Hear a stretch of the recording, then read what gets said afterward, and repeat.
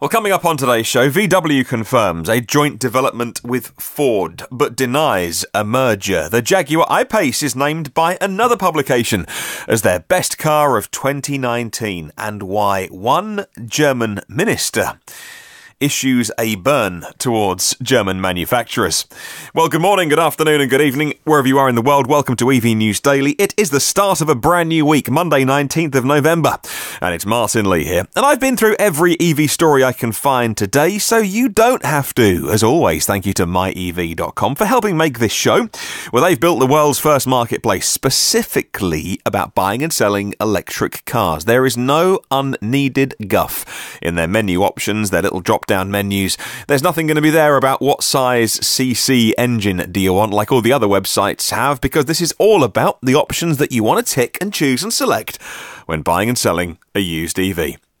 Hello to our newest member of the podcast, is what I said yesterday. Hello to our new podcast producer, is what I said yesterday. And then I got his name wrong. Man, that is embarrassing.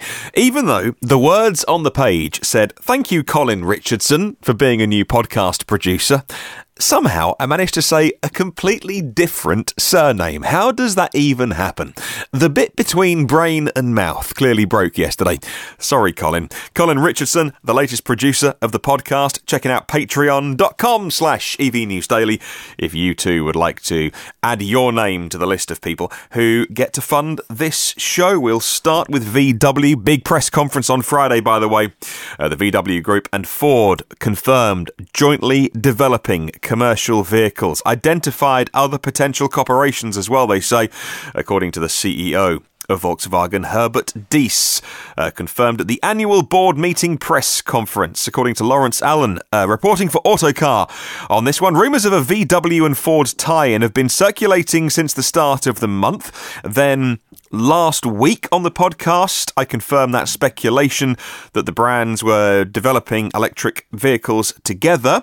That news came out kind of midweek, and then we heard more from CEO Diess when he confirmed the joint development of commercial vehicles being the core of the new alliance, Ford VW. Or maybe it's VW Ford. Or maybe a whole new name. He went on to say that the bosses had identified other potential cooperation with Ford outside of the area of commercial vehicles. However, Diess denied the relationship will ever extend to the rumoured merger. People saying that both of Ford and Volkswagen concerned about being behind in electric vehicles, and the only way they can fix that would be to merge to catch up with Tesla, but Diess saying absolutely not. That was never the objective of the talks, was the quote. At the conference on Friday, Diess also revealed the group has increased its 5-year investment plan in EVs and autonomous and connected technology by €10 billion. Wow, the numbers are just so big when you come to VW Group. From 34 to 44 billion euros.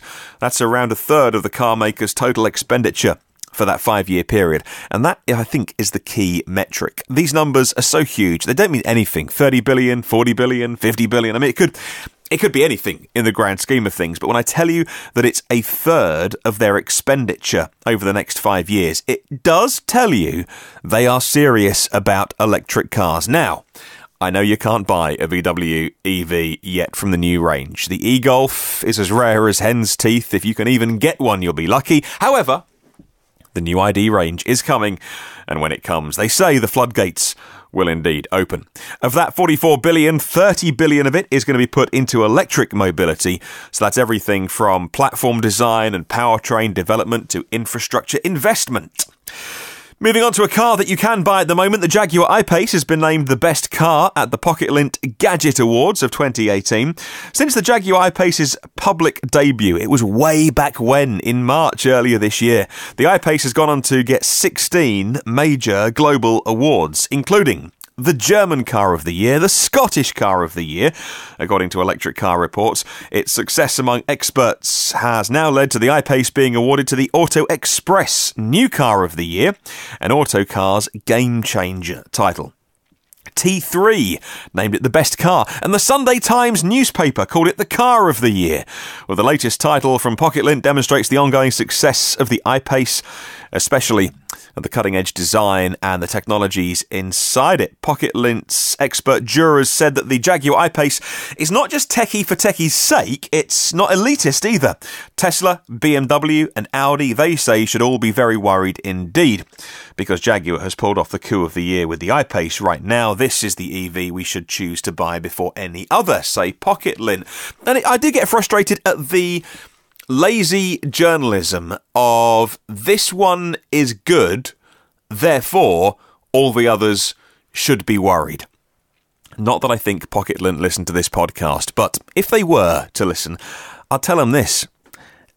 Tesla buyers aren't going to buy the Jaguar I-Pace. Jaguar fossil buyers will buy the Jaguar I-Pace.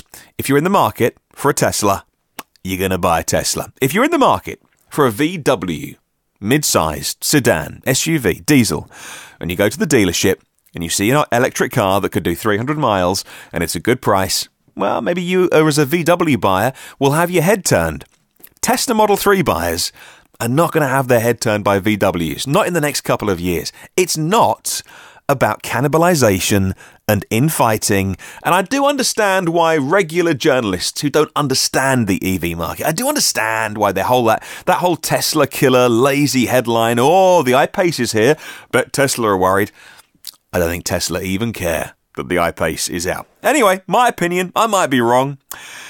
How about one of the German ministers really giving it to the German automakers big style? Check out this quote. When do you build an electric car that is only half as sexy as a Tesla? Good quote. That's from the Minister of Economics, and he has sharply criticised the German car industry. And it wasn't just anybody at this meeting.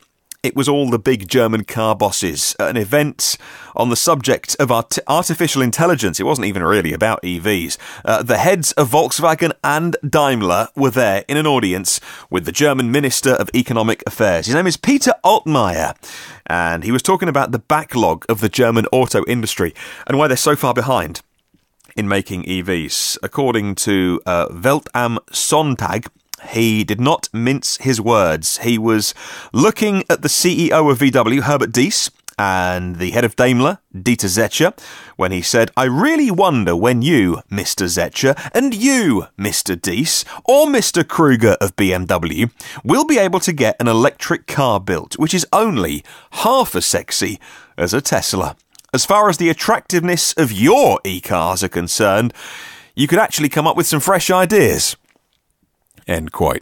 That German minister not mincing his words when he really did stick it to the three big German automaker bosses in person, looking into the whites of their eyes. Absolutely fascinating. I thought the kind of German car industry was a bit of a love-in. Well, let's face it, where VW are, as in the area that they are based in, I think that they're pretty much mostly based in Saxony, in Germany, and it's the region in which they're based is a big shareholder of the company. So when people say, why don't places like Saxony put in diesel bans to help the air quality for the people, the residents of Saxony? Well, because they own a big bit of the car company that's making the diesel cars.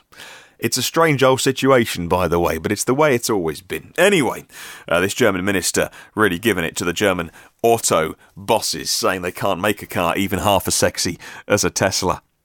Hey, talking to them, by the way, Tesla Australia has announced it's going to be upgrading its supercharger network as well, just like here in Europe with the CCS combo charging plug. CCS2 is the new protocol that charges up to 350 kilowatts, up to 1,000 volts as well, and it's up to 500 amps. It's the current that's the really important bit to get that juice into your car.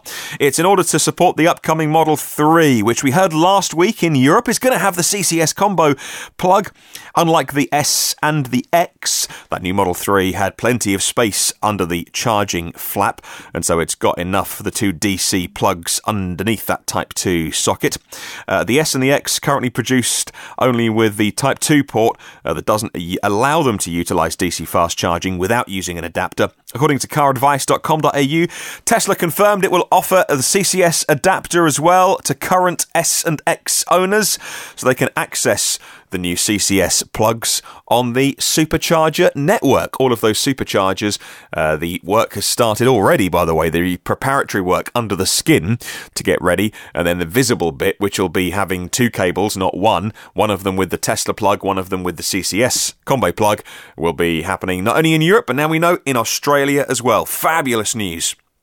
And how have sales been going according to the latest data in Europe for the European Automobile Manufacturers Association? In the first 9 months of the year, the total passenger plug-in registrations in the European Union, and including Norway and Switzerland, was up 35%, 273,000 of them. Plug-in hybrids, 140,000, pure electrics, 130,000. Both of those up between 33 and 38%. Year on year. Compared to the total registrations of 12 million cars, that means overall in Europe, by the way, the overall electric market is 2.2%. Still small, but growing very quickly. In a new report on Inside EVs, they say the top 10 markets here in the EU are Norway, Germany, UK, France, Sweden, Netherlands and Belgium, in that order. Those countries, by the way, just those 7, Norway, Germany, UK, France, Sweden, Netherlands, Belgium, 82% of all EV sales in just those 7 countries.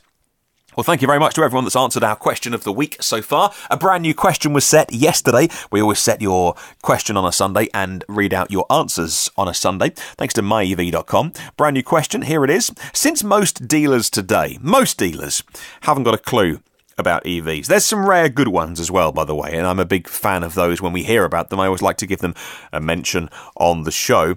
But most aren't the best. They don't really carry enough inventory as well. What would you prefer? Would you prefer to still go to a dealer and get their act together, or would you like something like a service where an EV is brought to your house or your workplace for an extended test drive, and then the person that brings it also educates you about the car to make an informed decision, but that comes with a fee and maybe some sort of commission if you eventually buy the car as well? Let me know.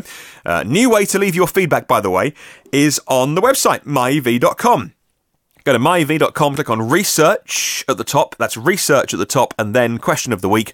Leave your comment. If you're not signed up to the discuss message boards yet, you can do that ever so quickly using your Facebook login, that kind of stuff, and leave me your thoughts. So you can always email hello@evnewsdaily.com, or a YouTube comment or a blog comment. 120 patrons of the show keep us going. Thank you to all of you for going to patreon.com/evnewsdaily. There are 300 previous episodes of the show online for free, and always will be. And in the meantime, if you want to catch up with the socials, just search EV News Daily. You'll find me. Have a wonderful day. I'll catch you tomorrow.